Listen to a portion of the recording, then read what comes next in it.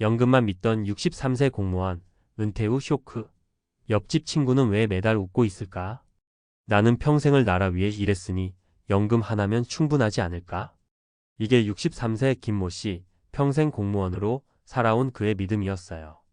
매일 아침 규칙적인 삶, 성실한 근무, 묵묵히 맡은 바를 다하며 버텨온 30년. 명예로운 정년퇴직을 앞두고 그는 별 걱정이 없었습니다.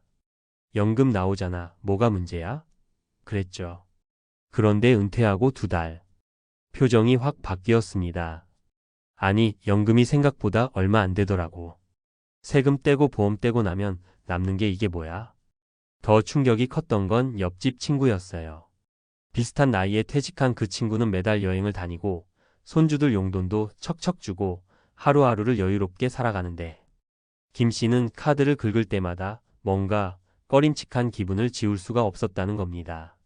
도대체 뭐가 다른 걸까요? 똑같이 은퇴했는데 한 사람은 금태족이고 한 사람은 눈치태족이 된 이유는 무엇일까요? 연금만으로는 부족합니다. 많은 분들이 은퇴 후 삶을 연금 하나에만 의지하려 해요. 그런데요, 연금은 기초생활비의 한 축이지 풍요로운 노후를 책임질 전부가 아닙니다. 은퇴 후에도 고정 지출은 계속됩니다. 건강보험료, 식비, 통신비, 교통비, 경조사비, 그리고 갑작스레 닥칠 의료비까지. 국민연금 월 90만 원, 공무원 연금 월 200만 원으로는 여유를 꿈꾸기 힘들죠. 그렇다면 연금 외에 무엇을 준비해야 할까요? 여기 3가지 실제 사례를 통해 한번 살펴보죠. 1.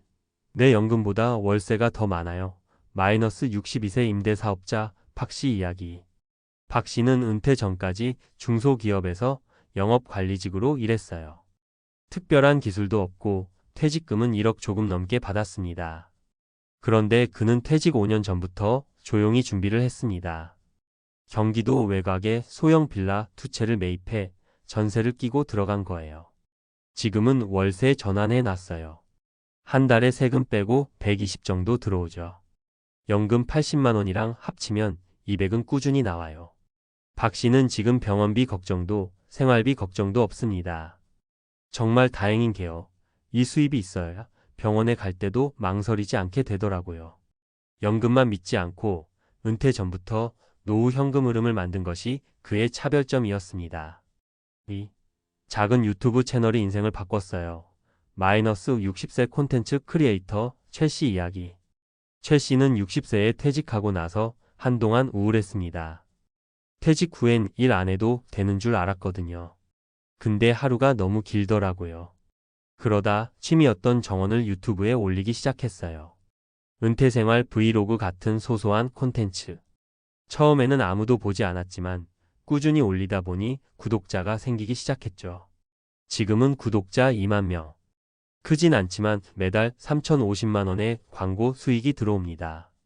그 돈이 중요한 게 아니라 내가 누군가에게 도움을 준다는 게 좋아요. 덕분에 활력도 생기고요. 연금 외에도 나만의 일거리가 생긴 그는 지금 진짜 행복한 은퇴 생활을 누리고 있습니다. 핵심은 수익보다 정체성과 자존감, 이 2가지를 회복한 거죠. 3. 나는 계속 일할 거예요. 내가 원할 때까지. 마이너스 64세 경비원 이씨 이야기. 이 씨는 64세에 동사무소에서 퇴직했습니다. 연금은 한 달에 130만 원 정도. 그는 연금만으로는 생활이 빠듯하다는 걸 알고 있었어요. 그래서 은퇴 전부터 주변 경비직 일자리를 알아봤습니다. 그리고 지금은 아파트 야간 경비원으로 일하면서 한 달에 140만 원을 벌고 있죠. 힘들지 않아요. 오히려 몸을 쓰니까 더 건강해졌어요. 무엇보다 이 씨는 이렇게 말합니다. 일을 하니 사람도 만나고 무기력하지 않아요. 나는 내 은퇴를 내가 관리하는 거니까요. 이처럼 능동적인 노후 설계, 그것이 금태족의 핵심이었습니다. 결국 은퇴 준비는 돈보다 태도입니다. 우리가 자주 착각하는 게 있어요. 은퇴는 끝이다. 쉬는 시간이다. 하지만 진짜 은퇴는 새로운 시작입니다. 어떤 태도로 은퇴를 맞이하느냐에 따라 그 삶은 극과 극으로 갈립니다. 누구는 이제 자유다 하며 자발적인 삶을 살고 누구는 왜 이렇게 외롭고 돈이 모자랄까 하며 피폐한 노후를 맞죠. 그 차이는 결국 준비의 유무입니다. 퇴직 전에 꾸준히 작은 수익 파이프라인을 만들고 이를 대체할 의미 있는 활동을 찾고 무엇보다 은퇴를 두려워하지 않고 유연하게 받아들이는 태도가 중요해요. 이제 당신의 이야기를 준비하세요. 옆집 친구는 왜 매달 웃고 있을까? 그건 그냥 돈이 많아서가 아니라 준비가 달랐기 때문입니다. 우리도 지금부터 늦지 않았어요. 작은 월세 수입을 만들 수 있는 자산을 알아보고 나만의 유튜브, 블로그, 재능 공유 플랫폼을 시작하고 작더라도 꾸준히 일할 수 있는 내 일자리를 만들어 보세요. 은퇴는 끝이 아닙니다. 준비된 자에게는 두 번째 전성기가 될 수 있습니다. 당신의 은퇴 스토리 어떻게 완성하실 건가요? 전문가 칼럼 은퇴 후에도 웃는 사람들의 비밀 결국은 이것이었다. 대한민국 60대의 은퇴 현실은 결코 녹록지 않습니다. 특히 연금만 믿고 준비 없이 은퇴한 사람과 작게라도 노후를 설계한 사람의 격차는 해가 갈수록 더욱 극명하게 드러나고 있습니다. 앞서 이야기한 김 씨처럼 공무원 연금이면 충분하다고 믿고 있다가 현실의 생활비와 의료비, 손주 돌봄 등의 지출에 놀라는 경우가 너무나 많습니다. 왜냐고요? 생각보다 오래 살고 생각보다 돈이 많이 들기 때문입니다. 1. 노후가 길어진 시대에 연금만으로는 부족하다. 예전엔 은퇴 후 10년 정도 살다 가는 게 일반적이었지만 지금은 60대 은퇴 후 30년 이상 살아야 하는 시대입니다. 평균 수명이 83세, 건강 수명도 74세를 넘습니다. 그 긴 시간을 연금 하나로 버틴다는 건 불안정한 외줄타기나 다름없습니다. 게다가 인플레이션은 연금의 실질 가치를 깎아먹습니다. 물가가 오를수록 지금 받는 200만 원의 연금은 몇 년 안 가 절반의 체감 가치로 전락하죠. 그래서 연금은 기본생활 방어선일 뿐 삶의 여유를 주는 수단은 따로 있어야 합니다. 2. 은퇴 설계 무엇부터 해야 할까? 1. 지속 가능한 수입원 확보. 부동산 임대든 온라인 플랫폼 수익이든 파트타임이든 상관없습니다. 소액이라도 꾸준히 들어오는 수입원이 있다면 연금만 바라보는 삶보다 훨씬 안정감 있고 여유롭습니다. 이 일할 수 있는 구조 만들기. 중년 이후에도 꾸준히 일할 수 있는 구조는 단순히 돈벌이 이상의 의미가 있습니다. 사회 연결, 삶의 목적, 일상의 리듬을 유지하는 데 결정적인 역할을 하죠. 실제로 이를 지속하는 노인은 그렇지 않은 이들보다 우울감, 치매, 자살 위험이 확연히 낮습니다. 3. 자기 정체성을 살릴 수 있는 활동.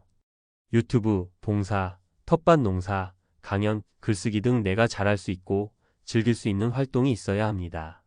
그래야 은퇴 후에도 나는 여전히 쓸모 있는 사람이라는 자존감을 유지할 수 있어요. 전문가가 말하는 금태족의 조건. 최근 고령사회 관련 연구에서 은퇴 후 삶의 만족도에 영향을 주는 3가지 요인을 이렇게 요약합니다. 안정적인 소득의 다변화, 사회적 연결망 유지, 일상 속 목표와 역할의 존재. 이 셋이 충족될 때 비로소 우리는 은퇴의 위기를 제2의 기회로 바꿀 수 있습니다. 지금부터 늦지 않았습니다. 혹시 당신도 연금만 믿고 아무런 준비 없이 은퇴를 맞이하려 하시나요? 혹은 이미 은퇴했지만 하루하루가 무료하고 지갑을 열 때마다 불안하진 않으신가요? 지금이 바로 전환점입니다. 하루 1시간만 투자해도 유튜브를 시작할 수 있고 1천만 원 미만의 소자본으로 월세 수입을 만드는 공부를 할 수도 있고 지역사회에서 활동하며 사람들과 교류할 수도 있습니다. 중요한 건 금태족이 거창한 부자만의 얘기가 아니라는 점입니다.